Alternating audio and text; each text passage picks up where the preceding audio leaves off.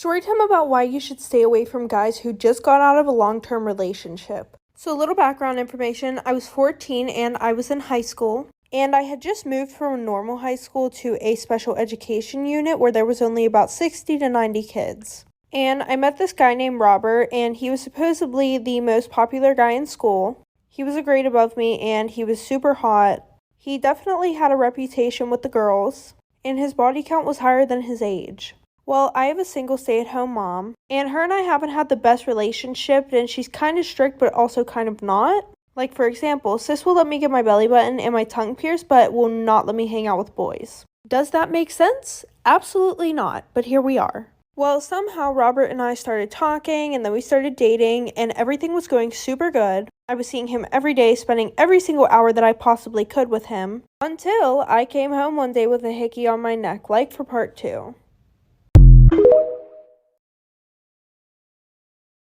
Part 2 about why you should stay away from a guy who has just gotten out of a long-term relationship. So like I said, him and I started dating, and the one day I came home with a hickey on my neck. I didn't sleep with him, but him and I were fooling around. But my mom went psychotic. She grounded me. I wasn't allowed to see or speak to Robert ever again. Which was stupid because I'm a 14-year-old girl who's in love with a boy. I'm definitely going to find a way to talk to him. So now this led to me thinking that he was going to get bored and not want to be with me anymore. So finally, 2 months later, my mom was letting up and she let me go out with my friend Lauren. But we ended up just going to Lauren's house so that way Robert could come and see me. And I think I forgot to mention a few red flags. All of my friends told me that Robert had an ex-girlfriend of 4 years that he was absolutely in love with. But that wasn't the worst one. He told me that he was never going to get over his ex and that he was always going to want to be with her. And then he asked me to be his girlfriend 2 days later. And we're going to call her Lucy. Well, I posted a few TikToks and Lucy's best friend Ellie commented on my TikToks, like for part 3.